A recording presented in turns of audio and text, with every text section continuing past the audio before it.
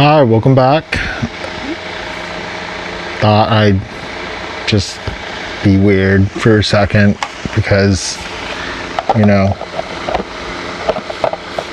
if you've read my or seen my previous videos about me being a weirdo, this is one of those moments. So, and I still don't wear pants, in case you're wondering. So this is a more informal video that I want to talk to you about me as a person, because I know, I want a little bit of anonymity during the time I'm serving prison, because I don't want my videos to be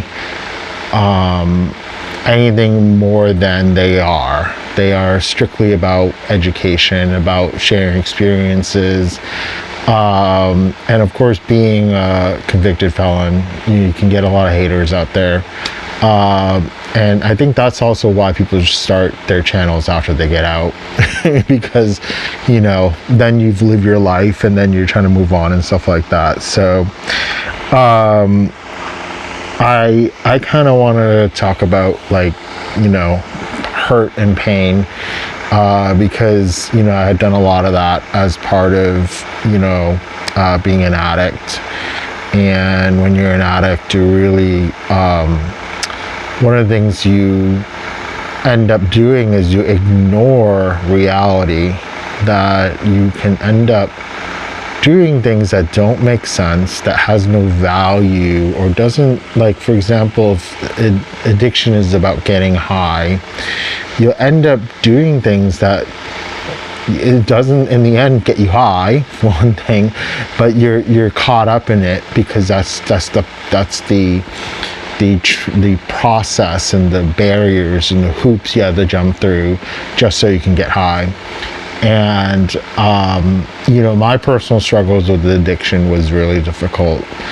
It was a big hidden secret for my family, and it really kind of just exploded in the moment that my case happened.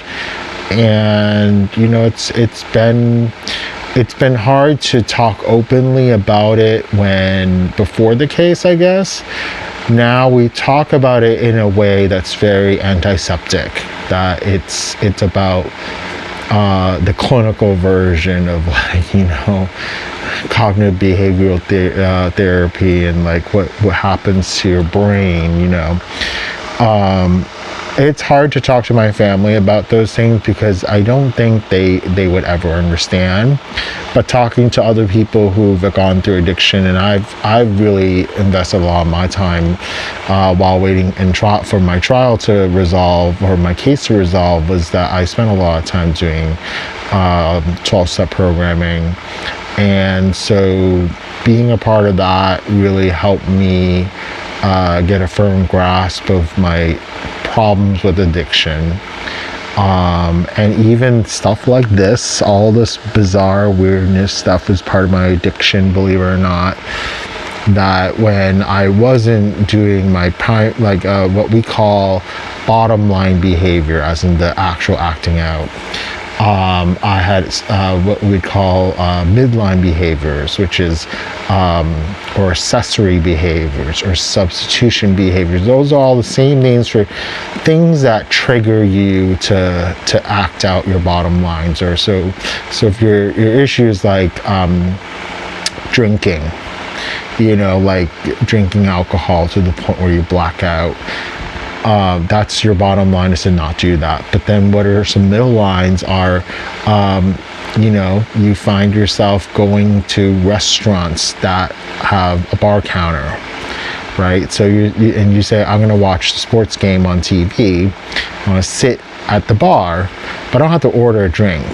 But then when the bartender comes up to you and places a napkin and says, do you want to order a drink? And you're like, oh, maybe we might as well, since I'm already sitting here, I'm just watching the game. I'm not gonna, end up, blacking out from drinking, and you're just enjoying it. So midline behaviors are kind of those triggering behaviors. And for me, my triggering behaviors, even if I don't want to act out, one of my triggering behaviors is shopping and buying shit. And that is one of the biggest warning signs that I think my family knew about, but I wasn't personally aware of its impact on my addiction. And so I would waste a lot of money on the stuff that I would then return. But there's some stuff that I decided to keep, like this is like, you know, me being Iron Man is one of my favorite things, because I love Comic-Con, one thing.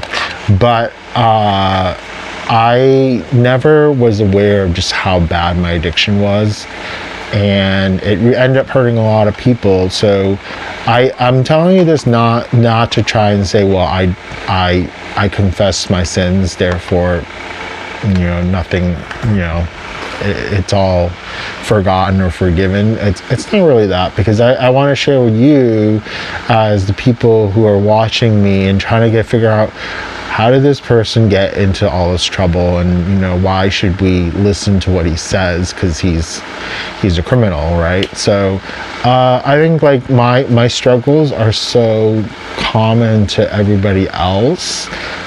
I don't want to say that if I gotten help that I wouldn't gotten in the same position that I gotten myself into, but I think the message is more so that it doesn't take a person to get to the rock bottom before they should get help.